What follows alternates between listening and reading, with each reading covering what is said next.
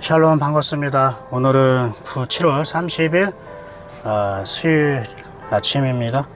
간밤에 잘 주무셨습니까? 예, 이렇게 지리적으로 멀리 떨어져 있지만 그래 마음으로 우리가 영으로 그리스도 말씀으로 하나로 연결되어 있고 또 같은 시간 같은 말씀으로 영적인 동행을 하고 있다는 것이 참으로 감사한 일인 것 같습니다. 오늘 기도하면서 오늘의 묵상 시작하겠습니다. 감사합니다. 하나님, 저희들 오늘 하루 생명 주셔서 감사합니다.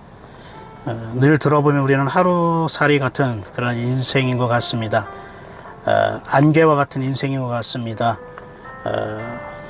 그러나 그럼에도 불구하고 그 하루하루 하나님이 우리에게 허락하신 삶이었고 우리 안에는 하나님의 생명이 흐르고 있기 때문에 하루를 살다 하더라도 안개와 같은 인생이라 할지라도 그 시간은 참으로 거룩하고 아름다운 삶이라 믿습니다. 하나님, 오늘도 우리가 말씀 앞에 섭니다. 오늘 이 말씀으로 내 영혼이 평안을 얻게 해주시고 그 말씀으로 주님과의 교제가 일어날 수 있도록 은혜를 허락하여 주시옵소서. 오늘도 주님이 우리를 바라보신 것처럼 우리 또한 주님을 바라보게 하여 주옵시고 얼굴과 얼굴을 대면하여 주님과 함께 동행하는 그런 복된 삶을 누리게 하여 주시옵소서. 예수님의 이름으로 기도합니다. 아멘. 예, 여러분, 오늘은 욥기 13장 말씀이죠. 욥기 13장 말씀을 볼 때에 이제 욥이 약간의 마음의 변화가, 심경의 변화가 있다는 것을 우리가 좀 깨달을 수 있게 됩니다. 무슨 말이냐면은 3절 볼까요? 13장 3절 보면 참으로 나는 전능자에게 말씀하려 하며 하나님과 변론하려 하노라. 이제 욥이 친구들과 대화하고 변론하고 논쟁하는 것을 에서부터 이제 하나님과 변론하기를 원하고 있습니다. 왜 이렇게 변화가 있었을까요? 욥은 이제 지친 거죠. 사람과 이야기하고 변론하는 것에 지쳐버린 거죠. 그리고 그것이 굉장히 많은 지식과 굉장히 풍성해 보이는 말 같지만 지금 자기 삶의 문제, 자기에 대해서 전혀 도움이 되지 않는다는 것을 깨닫게 된다는 거예요. 즉 그들의 입술에, 그들의 언어에 지식만으로 가득 차 있다는 걸 깨닫게 된 거예요. 생명이 없다는 걸 깨닫게 되는 거예요. 맞아요, 여러분. 우리 인간의 언어에는 생명이 없습니다. 욥은 이 친구들과 여러 번 대화하고 나누는데 힘들었어요. 그런데 항상 욥이 이 친구들과 대화했을 때 힘들고 지쳤을까요? 아니에요. 친구들이라고 하잖아요. 그러니까 욥이 인생의 어려움과 고난을 만나기 전에는 이 친구들은 참 재미있는 친구였고 유익한 친구였고요. 둘도 없이 친한 그런 사이였을 수 있단 말입니다. 그 일주일 동안 욥 옆에 지키겠다는 거는 그만큼 우정과 애정과 인간의 의리가 굉장히 돈독한 사이라는 거겠죠. 그리고 욥에게 관심이 있으니까 계속 이렇게 자기가 갖고 있는 신앙의 지식, 하나님에 대한 지식을 계속 전하는 거예요. 가르쳐 주려고 했던 거예요. 뭐 관심이 없으면은 그냥 한번 얼굴 보고 힘내라 하면서 돈 얼마 쥐어주면서 다 나으면 맛있는 거 먹어? 그러면서 할 수 있는 거 아닙니까? 근데 욥의 친구들은 그렇지 않다는 거예요. 그런데 욥이 평상시에는 이렇게 유익하고 재미있고 뭔가 의리가 있는 친구였지만 자기의 영혼의 문제, 인생의 문제, 삶의 고난이 올 때에는 그 친구들이 가지고 있는 것도 자기에게 아무런 도움이 되지 못한다는 것을 지금 우리에게 보여주고 있는 거예요. 그렇다고 욥이 자기의 삶의 문제에 대해서 포기하기를 원하느냐? 아니, 계속 해결하기를 원하는 거예요. 자기 인생에 닥친 일들을 그냥 넘어가고 싶지 않았다는 것입니다. 어떻게 해서든 자기의 어떤 삶의 이유, 삶의 이 고난, 이 고통의 문제를 해결하고 싶었던 거예요. 아니, 해결은 못하더라도 최소한의 그 이유나 좀 알자. 내가 왜 이런 일을 당하는지, 왜 이런 삶을 살아야 되는지 그 원인이나 좀 알자. 그래서 끝까지 그걸 붙잡고 있었던 거예요. 그런데 분명한 사실은 이 욥이 사람에게서는 그 해답을 찾을 수 없다는 걸 이제 발견하게 된 거예요. 점점 그러한 것이 더 그 심정이 확증이 돼버리는 것입니다. 인생의 문제에 대해서 사람에게는 답이 없다는 거예요. 이게 참 아이러니하지 않아요? 인간의 문제인데 인간이 답을 갖고 있지 않아요. 사람의 고통의 문제인데 그 사람에게는 그 고통의 문제를 해결해 줄 답이 없다라는 거예요. 마찬가지 이렇게 생각하면 돼요. 자동차가 고장 났는데 그 자동차에 고장 난 걸 해결해 줄 수 있는 것이 자동차 스스로 갖고 있나요? 없단 말입니다. 그 자동차를 만든 사람이 그 자동차의 문제를 해결할 수 있는 답을 갖고 있는 거죠.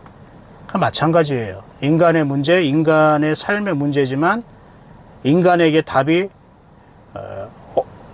없다는 것은 하나님이 그 사람을 창조했기 때문이죠. 인간은 끊임없이 고민하고 생각하고 연구하고 찾지만 결국 하나님이 그 문을 열어주셔야지만 해결이 된다는 거예요. 이게 이제 욥기에서 또 전하는 또 하나의 그런 내용이기도 합니다. 그래서 욥은 이제 자기 인생에 대해서 사람과 해결해보고 사람과 변론해보기를 이제 멈추고 하나님과 한번 해결해보고 싶은 마음이 생긴 거예요. 이게 여러분 영적인 하나 변화예요. 좋은 변화예요. 아직 문제가 해결되지 않았지만 원인도 찾지 않았지만 하나님과 한번 해결해보고 싶다라는 마음이 들어온 거죠. 언제예요? 사람에게 지칠 때. 그래서 우리가 너무 사람에 대해서 의지하고 신뢰하면 안 돼요. 어느 정도 사람에 대해서 지칠 때가 있잖아요. 우리가 실증 날 때가 있고 그럴 때는 여러분 사람을 멀리할 게 아니라 그때는 하나님을 가까이 해야 되는 거예요. 네. 그러니까 여러분 우리는 이렇게 해요. 자꾸 극단적으로 자꾸 분리해서 나눌려서 생각하는 버릇이 있잖아요. 사람과 가까이 하지 마라. 사람을 멀리해라. 이건 그게 부정적인 거잖아요. 그 성령님의 언어는 부정적이 아니라 긍정적이거든요. 그래서 우리가 내 인생을 보더라도 가정을 보더라도 자녀를 보더라도 교회를 보더라도 굉장히 부정적인 시각으로 보는 것이 있고 아니면은 어떠한 하나님의 일하심에 대한 긍정적인 마음을 가지고 볼 때도 있단 말입니다. 그러니까 사람을 가까이 하지 마라, 사람을 멀리해라.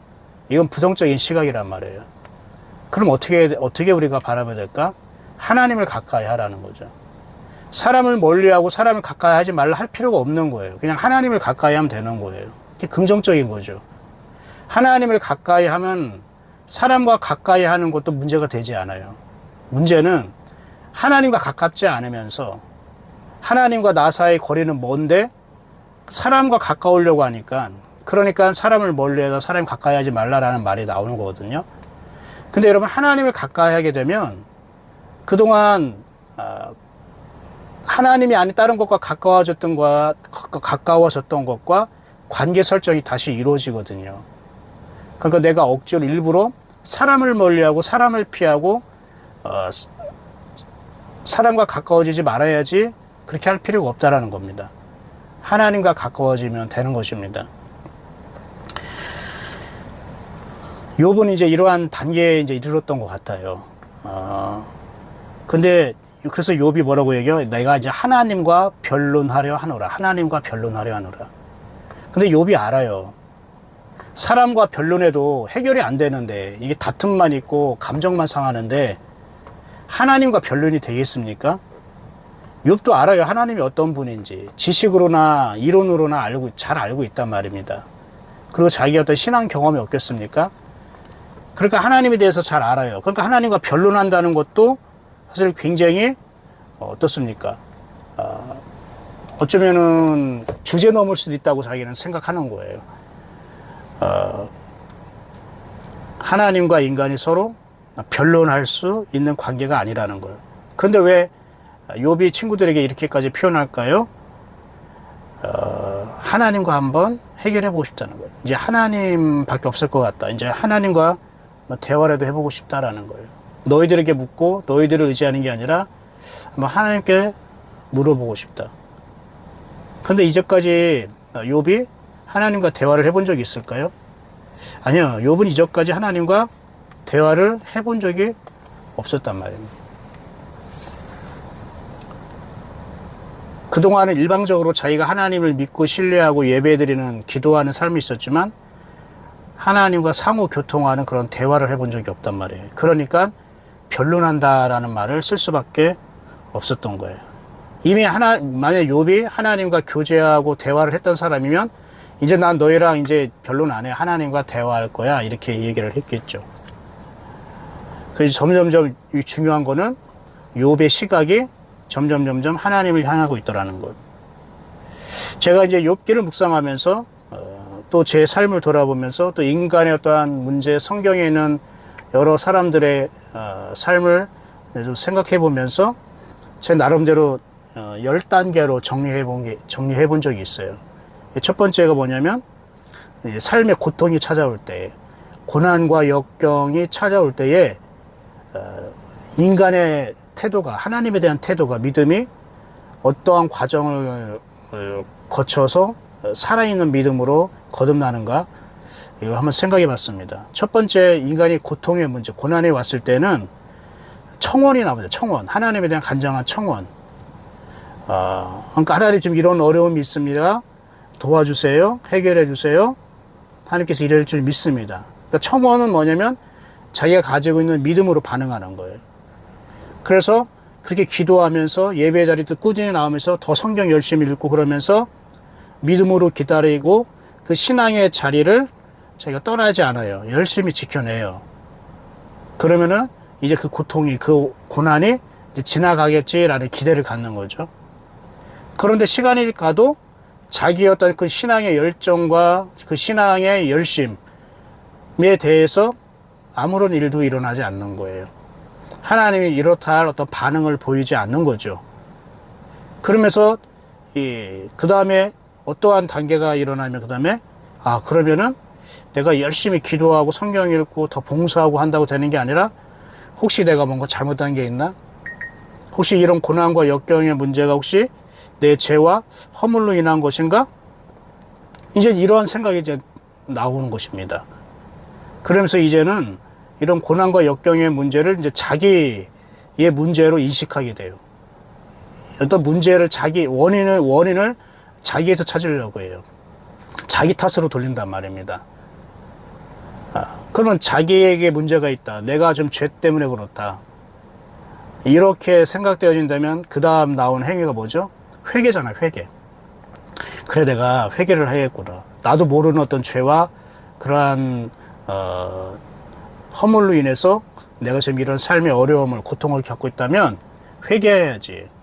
하나님, 나 회개하길 원합니다. 회개의 영을 부어주세요. 그러면서 열심히 눈물로써 열심히 금식하고 또 회개를 합니다. 그런데 그 회개를 해도 이 문제가 이제 사라지지 않는 거예요. 해결되지 않는 거예요. 그럴 때 우리가 또 어떠한 이제 반응이 일어납니까? 이제 퀘스천 마크가 생기는 거예요. 의문이 생기는 거예요. 자기 이제 믿음에 대한 의심이 생기는 거예요. 열심히 했어. 하나님을 믿고 기다리고 문제 해결되길 정말로 믿었어. 근데 그런 하나님 반응 안 해. 내 문제인가? 회개도 했어. 근데 여전히 하나님은 반응도 없이고 해결되는 게 없어. 그러면서 약간 믿음에 약간 실금이 생기면, 그러나 자기 믿음에 대해서 의심을 해보진 않아요. 그리고 나서 이제 하나님과 타협을 시도해요. 우리가 이제 하나님과 타협의 자리에 들어가요. 그래서 하나님, 내가 그동안 신앙을 위해서 수고한 것들, 하나님을 위해서, 하나님 뜻을 위해서, 교회를 위해서 제가 수고한 것들 있잖아요. 열심히 한 게 있잖아요. 내 거 포기해가면서, 가족도 정말로 포기해가면서 하나님을 향해서 내가 달려온 게 있지 않습니까? 그러면서 자기가 하나님을 위해서, 신앙을 위해서 한 수고와 열심, 헌신을 가지고 하나님과 타협을 시도해요. 적당한 보상을 요구한다는 거예요. 그동안 하나님 내가 해왔던 것을 하나님 조금이라도 봐달라고, 그리고 그거에 대한 보상을 받길 원하는 거예요. 그러니까 이 문제, 이 삶의 고통의 문제를 하나님 좀 해결해 주세요. 하나님과 협상을 하는 거죠. 협상, 어떻게 보면 자기의 신앙심을 가지고 자기 어떠한 신앙의 열정과 열심과 열매, 흔적을 가지고 하나님과 협상을 해보려고 해요. 그럼 그때 하나님이 그 협상을 어떻게 시도합니까? 아니, 그 협상 테이블에 앉지도 않아요. 하나님도 여전히 꿈쩍하지 않아요. 그럴 때 이 사람이 그 다음 단계로 어떻게 넘어갑니까? 이제 하나님에 대한 실망감이 생기는 거예요. 믿음에 대한 배신감이 생기는 거예요. 하나님에 대한 서운함이 생기려고 하는 거예요. 그러면 그 다음에 어떤 단계로 넘어가냐면 이제 하나님과 신앙에 대해서 노력하지 않아요. 반쯤 포기하게 되면서 이제 인간적인 방법으로 해결하려고 합니다. 아, 이제 믿음의 문제가 해결되는 게 아니구나. 이게 하나님이 해결되는 게 아니라 결국 내 문제니까 내가 해야 되는구나. 그러니까 사람으로서 해결하려고 해요. 뭔가 이제 사람으로서 해결하려고 하니까 이제 될 듯 말 듯한 어떤 그런 느낌을 받아요. 그러는 사이에 이 사람은 알게 모르게 어떤 신앙의 괴리감을 느껴요. 자기 신앙의 정체성에 대해서 현타가 오기 시작해요. 의심하기 시작해요. 그리고 주변 사람들이 자기를 바라보는 시각, 뭔가 자기를 정죄하고 판단하게 되는 것을 느끼게 돼요. 그 사람에 대해서 의지하고 사람으로 해결하려고 했는데 오히려 그 사람에 대해서 상처를 받게 되는 거예요. 결국 의지하고 믿었던 사람들도 이제는 내가 더 이상 내 삶의 문제를 그들이 도와줄 수 없구나라는 걸 깨달아요. 그리고 나서 그 다음 단계로 넘어가는 게 이제 하나님에 대한 원망과 불평이 쏟아지는 거예요. 이제 직접적으로. 그동안은 하나님에 대한 믿음을 지키려고 했고 조금이나마 하나님에 대해서 예의상 예의를 지키려고 했었어요. 하나님을 원망하나 불평하지 않고 꾹 참고 절제를 했단 말이에요. 최소한 이거는 지켜야지. 그런데 이제는 믿음의 임계치, 한계치까지 다다른 거예요. 그게 넘어선 거예요. 그래서 이제 하나님에 대해서 아주 원망을 하게 되고 불평을 하게 되고 저주도 하게 되고 따지기도 하고 막 그러는 거예요. 그러는 과정 속에서 이 사람은 어떠한 이제 마음의 변동이 생길까요? 나는 아무것도 아니구나라는 거예요. 이제 내가 그동안 갖고 있던 믿음으로서 열정으로서 해결해 보려고 했는데 그것도 안 되고, 한 회개를 했는데도 그렇게 안 되고, 그리고 사람을 이제 의지하고 해보려고 했는데도 안 되고, 온갖 수단과 방법과 모든 걸 동원해서 해보려고 했지만 안 되는 거예요. 자기 삶의 문제, 인생의 문제에 대해서는 아무런 해답도 찾을 수 없는 거예요. 그리고 그런 하나님이 원망하고 그리고 짜증나고 실망스럽고 배신감이 느끼고, 그래도 하나님이 꿈쩍하지 않아요. 반응하지 않아요. 그러는 건데 자기는 이제 자기의 실체를 보게 돼요. 나는 아무것도 아니구나. 인간이라는 게 참 하나님 앞에 아무것도 아니구나. 나는 인생에 대해서 아무것도 할 수 없는 존재구나. 그러면서 자기 믿음에 대해서 자기 또 다른 눈이 열리게 돼요. 아, 내가 그동안 하나님을 믿었다고 하는 그 믿음이, 이 신앙이 살아있지 않았었구나. 죽어있는 믿음이었구나. 성경 문자에 갇힌 믿음이었구나. 그걸 자기 자신을 다시 돌아보게 됩니다. 그러면서 이제는 내가 그동안 내 인생의 문제를 봤구나. 내 삶의 고통이나 고난을 보고 있었구나. 그러던 시각에서 자기 자신을 보게 됩니다. 자기 문제를 보는 게 아니라 자기를 보는 거예요. 삶의 고통이나 아픔을 보는 게 아니라 내 영혼을 보기 시작하는 거예요. 내 인생의 문제가 해결의 대상이었다면 이제 내 영혼이 해결 대상이었구나. 대상과 목적이 자기 자신이라는 걸 깨닫게 돼요. 예전에는 대상과 목적이 뭐 내 일이라던가 내 문제라던가 그 고통이라던가 상처라던가 이런 거였었어요. 뭐 내 자녀였어요. 나와 관계된 어떤 것들이었어요. 이제는 내 자신이 목적이 되는 거죠. 내 영혼이 이제 핵심이라는 걸 깨닫게 되는 거예요. 그러면서 이제 하나님에 대한 이제 태도가 조금씩 바뀌게 됩니다. 어떤 원인이나 이유를 찾으려고 하는 마음에서 벗어나서 이제 하나님을 찾기 시작하는 거예요. 하나님으로부터 어떤 원인이나 이유를 하려고 하나님부터 어떤 해결을 받으려고 했던 마음에서 이제 이 하나님 자체가 이제 목적이 되는 거예요. 욥은 이전까지 그렇게 해본 적이 없거든요. 하나님이 목적이어 본 적이 없던 거예요. 그런데 이제 이러한 과정을 통해 하나님의 목적이 돼버리는 거예요. 그럴 때 하나님이 이제 조금씩 반응하기 시작합니다. 아직 욥의 후반기에 이르진 않았지만 아직 전반기 4분의 1 전반기에 이르지만 욥이 점점 하나님을 목적으로 반응하기 시작하니까 하나님도 조금씩 하나님 안에 들어올 수 있는 문을 더 조금씩 크게 열어주시는 거예요. 그럴 때 깨닫는 게 뭐냐면 하나님의 그동안 나에게 반응하지 않고 하나님이 꿈쩍하지 않고 침묵하신 것도 결국 하나님이 문을 열어준 거구나. 그것도 나를 향한 하나님의 반응이었구나라는 걸 깨닫게 되는 거예요. 그런 과정들이 다 하나님 허락하신 거구나. 처음에는 어떻게 해요? 믿음으로 반응하려고 그런 거. 청원, 간절한 요청, 어떤 청원. 도와주세요 하나님. 그러면서 믿음으로 반응을. 그게 안 되니까 어떻게 해요? 회개.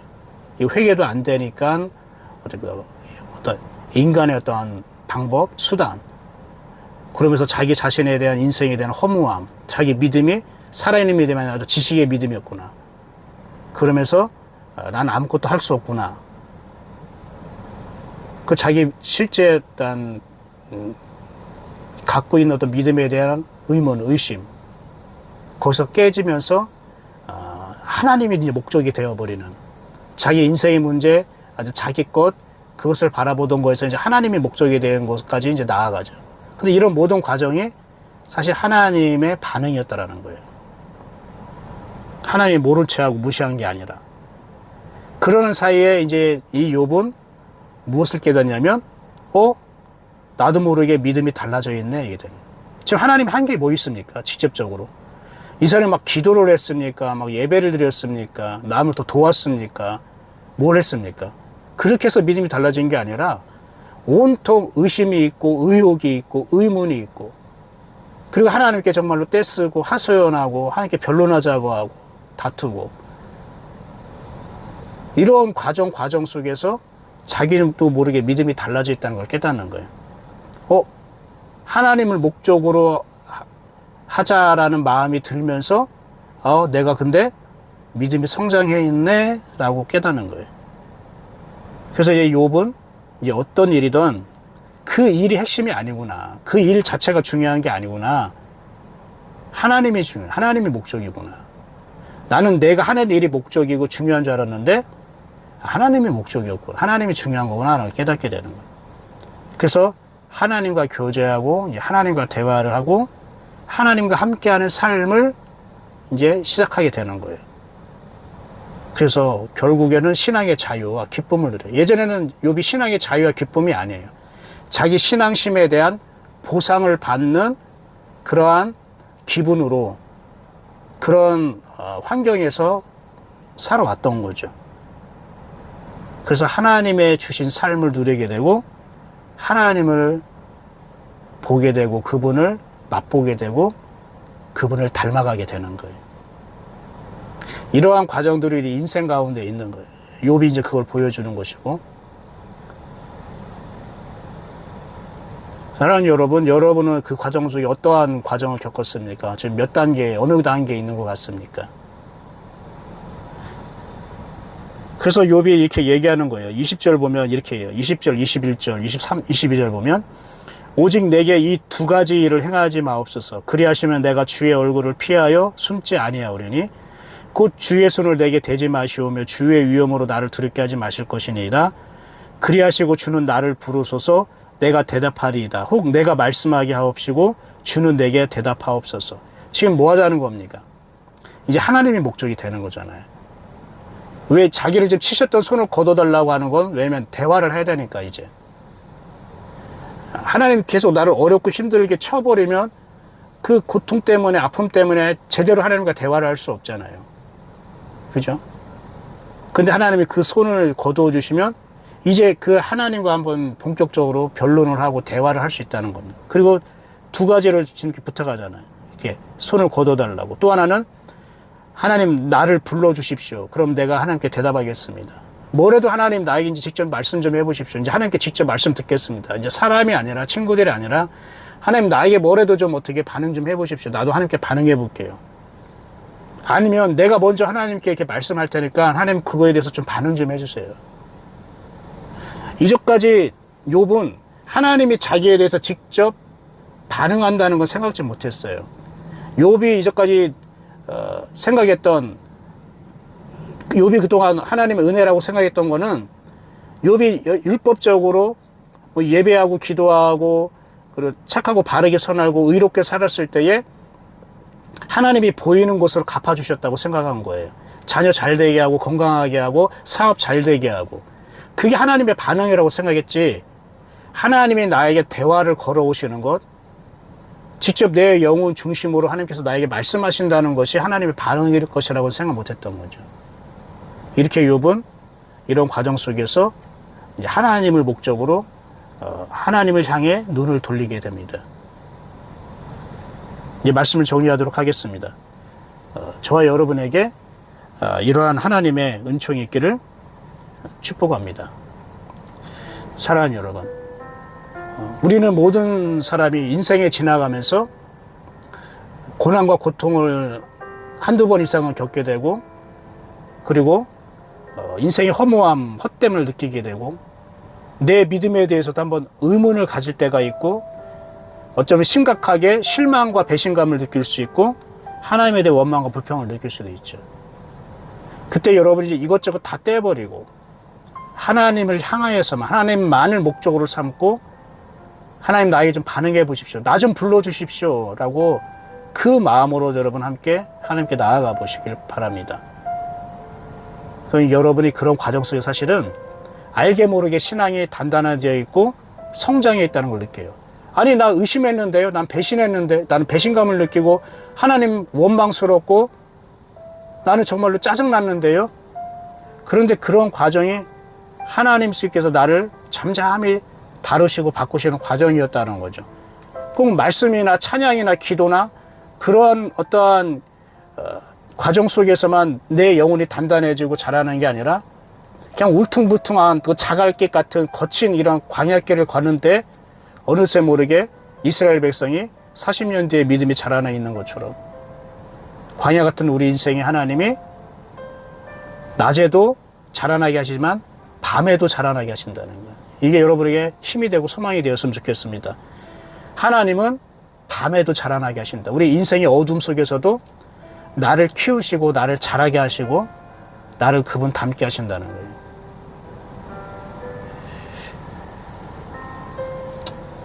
그렇게 여러분 안에서 하나님이 그렇게 일하시고 계십니다. 그 하나님이 여러분에게 손 내밀고 계시고 여러분의 손을 꼭 잡고 여러분을 일으키시길 원하십니다. 혹시 여러분 지쳐 있습니까?